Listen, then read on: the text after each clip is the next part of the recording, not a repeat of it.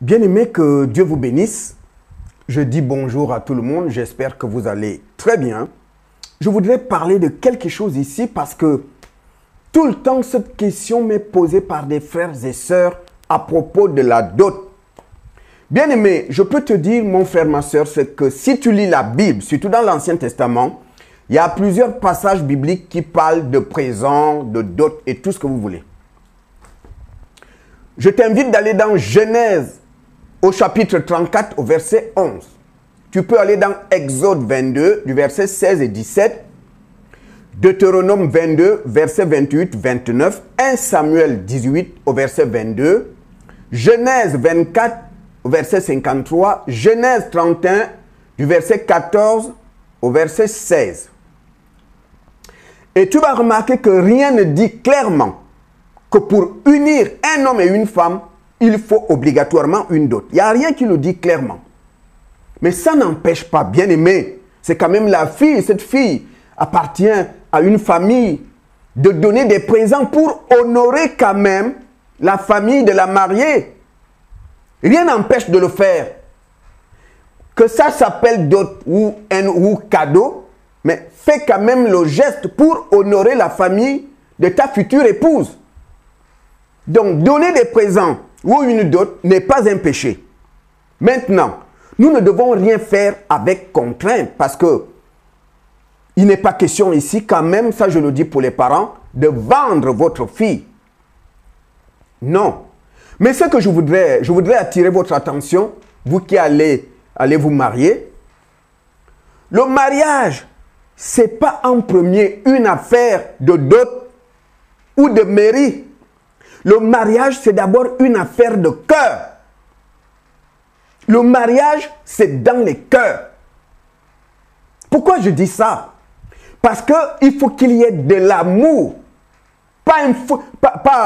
Comment dirais-je? Pas un feu de paille, pas un coup de foudre. Pas un feu de paille, ni un coup de foudre. Il faut qu'il y ait de l'amour, le vrai amour. Parce que ça va jouer devant dans votre couple. C'est pourquoi je dis, c'est d'abord une affaire de cœur. Attention, quand les gens viennent de se connaître, ça peut prendre des mois. Tout le monde, qu'on soit la femme ou homme, tout le monde fait un effort pour masquer son côté négatif. Parce que tout homme, toute personne a un côté négatif. Toute personne. Aucun homme n'est la perfection. On a tous un côté, mauvais côté. Et lorsqu'on veut séduire la personne qui est en face de nous, on fait tout pour masquer ce côté-là. Parce que si la personne découvre ça tout de suite, la personne risque de dire, alors là, si c'est ça, si tu es comme ça, c'est même pas la peine. Donc on fait tout pour cacher ça, pour séduire la personne qui est en face. Et vous allez remarquer qu'une fois que l'alliance entre ici, après 1 an, 2 ans, le masque tombe, tu commences à découvrir la véritable personne. C'est pourquoi je dis, tu veux te marier, est-ce que tu l'aimes? Du vrai amour. Pas l'amour feu de paille. Pas l'amour coup de foudre. Parce que ça ne tient pas longtemps. Ça ne tient pas longtemps. Après, c'est des disputes, c'est la bagarre dans le couple. Oh Seigneur, je vais lire 1 Timothée, chapitre 5, au verset 24. La Bible dit, écoutez bien, bien-aimés, les péchés de certains hommes sont manifestes avant même qu'on les juge. Tandis que chez d'autres, ils ne se découvrent que dans la suite. De même, les bonnes œuvres sont manifestes et celles qui ne le sont pas ne peuvent rester cachées. Les péchés de certains hommes sont manifestes avant même qu'on les juge, tandis que chez d'autres, ils ne se découvrent que dans la suite. Il y a des hommes, il y a des femmes, tu découvriras leur véritable identité qu'après un temps. Dans la suite, après 1 an, 2 ans de mariage, c'est là que tu vas les découvrir. C'est la Bible qui le dit. 1 Timothée chapitre 5, verset 24. Les péchés de certains hommes sont manifestes avant même qu'on les juge. Il s'agit des gens qui ne cachent pas. Il vient vers toi, ou une femme ou un homme. comme il est. Il ne te cache rien. Je suis comme ça, je n'ai rien à cacher. C'est à prendre ou à laisser. Mais d'autres, la Bible dit d'autres, tu ne verras rien tout de suite. C'est avec le temps que le masque va tomber. C'est là que tu vas découvrir la véritable personne. Oui, il y a des gens qui savent masquer, cacher leur côté négatif. Ce n'est qu'après le temps que tu vas découvrir cela. Mais pourquoi je vous ai dit au début que le mariage, c'est d'abord une affaire de cœur. Il faut qu'il y ait le vrai amour. Le mariage ne doit pas être, comment dirais-je, motivé par l'intérêt. Il est riche. La femme là a du pognon. Non! Il faut qu'il y ait le vrai amour. Vous allez comprendre pourquoi. Parce que qu'est-ce qui se passe après? Une fois que 1-2 ans, tu commences à découvrir la véritable personne. Tu commences à voir ses défauts, ses manquements. Et c'est là qu'on commence à murmurer. C'est là qu'on découvre que, ah bon, donc tu étais comme ça. C'est là que tu découvres que cet homme-là qui te parlait de fidélité était un coureur de jupons. C'est là que tu découvres que cette femme-là, c'est une paresseuse. C'est là que tu découvres que cette femme-là aime la violence. C'est là qu'on découvre.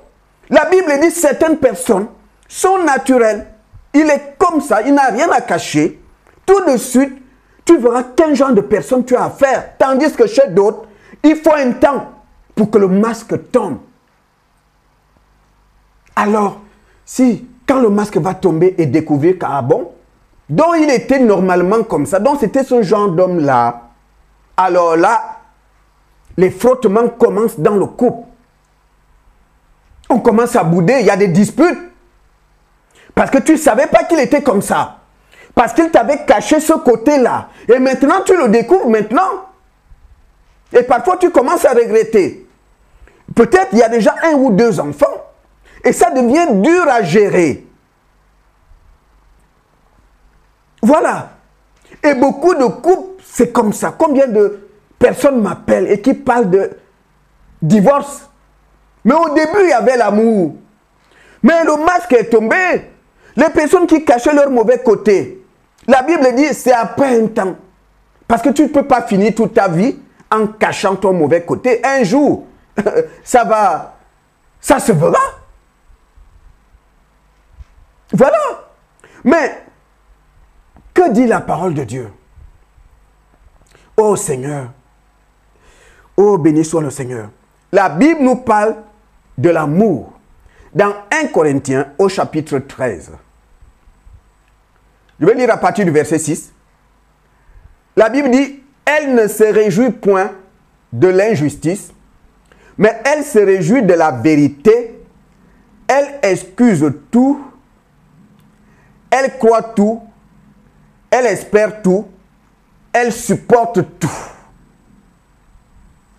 L'amour supporte tout. 1 Corinthiens 13, 6. L'amour supporte tout. C'est pourquoi je vous ai dit au début que ce n'est pas une affaire de mairie ou de dot. C'est d'abord une affaire de cœur. Il faut être sûr que tu aimes cette personne. Malgré ses défauts. Attention aux personnes qui, dès le début, ils jouent le jeu d'une personne sans défaut. Tout est bon. Il est super gentil. Tu ne remarques pas de défaut, il est vraiment cool et tu te dis, oh là là, je suis sur la bonne personne. Attention, attention, parce que le masque va tomber après. Après un temps, peut-être après la mairie, tu vas commencer à découvrir avec qui tu t'es engagé devant monsieur le maire. La Bible dit, 1 Corinthiens 13 au verset 6, l'amour supporte tout. Ça veut dire quoi? Ça veut dire que lorsque ton mauvais côté là va commencer à se voir, lorsque tes défauts, tes manquements seront visibles, l'amour va supporter ça. L'homme ou la femme va dire, bon, personne n'est la perfection, il a des défauts, c'est pas grave. Comme je l'aime, tu ne vois même pas les défauts. C'est pourquoi je vous ai dit, c'est d'abord une affaire de cœur. Il faut vraiment être sûr de cette personne-là. C'est parce que tu vois des beaux sourires, c'est parce que tu vois la gentillesse, il est gentil. Elle est gentille. Non! La Bible dit dans 1 Timothée chapitre 5 verset 24 que certaines personnes arrivent à masquer leur mauvais côté. Tu vas découvrir ça qu'à la suite Ça peut être après 1 an, ça peut être après 5 mois, comme ça peut être après 2 ans. Parce qu'au début, la personne fait tout pour masquer son côté négatif. Maintenant, lorsque ce côté négatif, tu le verras, quand tu verras ses défauts, quand tu verras ses manquements, c'est l'amour qui supporte tout. Tu vas supporter. C'est pourquoi les païens disent l'amour rend aveugle. Tu vas supporter parce que tu l'aimes. Et même quand quelqu'un te dira, oh, tu ne vois pas, tu vas dire même aux gens, quand les gens veulent le critiquer, ah non, non, non, non, non, c'est mon homme, tant pis, ça c'est mon affaire, moi je l'aime comme ça. Parce que l'amour supporte tout. Le vrai amour. Un mariage ne peut tenir et glorifier Dieu que s'il y a le vrai amour, pas le semblant. Pas les mariages par intérêt. Pas les mariages coup de foudre. Il faut le vrai amour. Le vrai amour, l'avantage du vrai amour, c'est que même s'il y a des défauts en face de toi, même si l'autre partenaire a des manquements, des défauts, tu vas supporter. Tu vas le supporter. Parce que l'amour supporte tout. C'est ce que la Bible dit. D'où l'importance d'être sûr que tu l'aimes. Tu l'aimes vraiment. Il n'y a pas d'intérêt que cette personne-là, même si demain, elle est violente, quels que soient les défauts que tu vas découvrir, mais comme tu l'aimes, ça ne te fera pas basculer. Tu ne vas pas dire, ah non, là je préfère divorcer. Le vrai amour supporte tout. C'est ce que la Bible dit. C'est pourquoi je vous ai dit, ce n'est pas une affaire de quel est le montant de la dot. On va aller chez monsieur le maire. Tout ça, c'est secondaire. Ce n'est pas ça. Ce n'est pas une dot ou la mairie qui fait la force d'un mariage.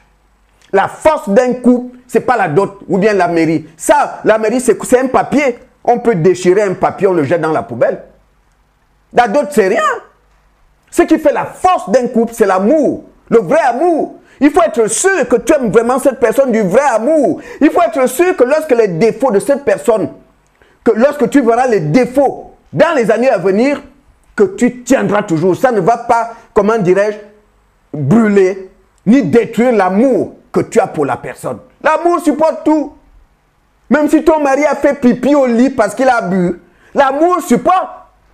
Parce que quand une femme aime son mari, même si la nuit, il a fait pipi parce qu'il a bu, la femme ne va pas raconter ça dehors. Personne ne sera au courant. Et même lorsque les gens veulent dire à cette femme, oh, ton mari, ceci, elle va défendre son mari. Ah non, non, non, non, ce n'est pas votre problème, c'est mon mari. Moi, j'ai vu des femmes faire ça. Quand ses frères veulent le dénigrer ou parler mal de son mari, tout de suite, elle calme ses frères. Non, non, non, non, écoutez, mon mari, ce n'est pas votre affaire, c'est mon mari. Je ne permets à personne de lui dire quoi que ce soit. La femme prend position. Elle prend position. Parce qu'il y a de l'amour.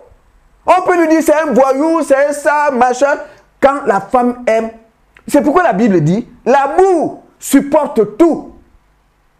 Tout. La Bible dit tout. C'est pourquoi il est important. Le problème, ce n'est pas de est-ce que la dot est biblique ou pas. La vraie question que je te pose, mon frère, toi qui vas se marier, toi qui poses ces questions de dot, est-ce que tu l'aimes au point où même si la femme là a des défauts, tu vas la garder?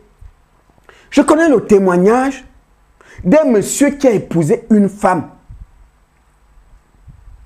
Ils habitent là à Nice.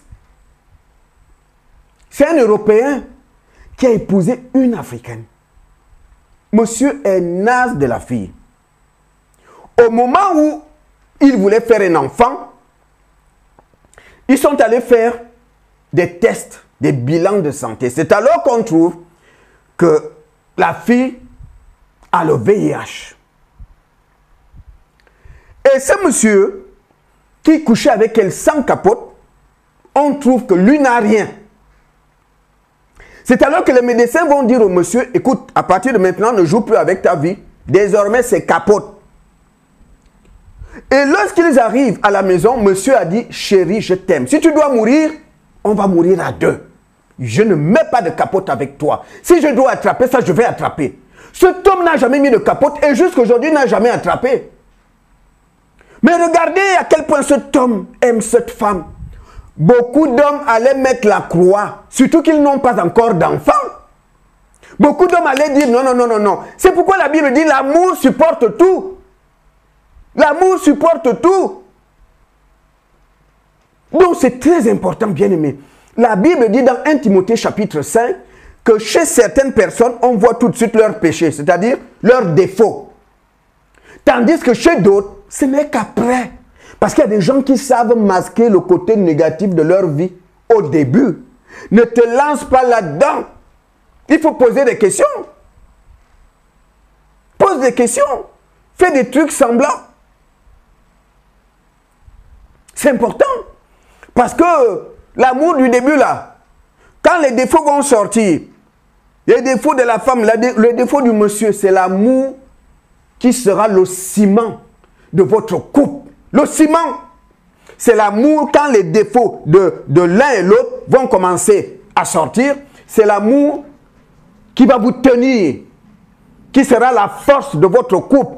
Mais s'il n'y avait pas le vrai amour, ça va s'écrouler. Donc, bien aimé, que Dieu te bénisse. Tu veux donner la dot, c'est pourquoi tu m'as posé des questions sur la dot. Mais moi, je te dis, frère, ma soeur, il faut vraiment être sûr. Parce que s'il n'y a pas le vrai amour, il faut déjà te dire que l'homme là, je l'aime. La femme là, je l'aime. Quels que soient les défauts que je verrai demain, je l'aime. Que Dieu vous bénisse.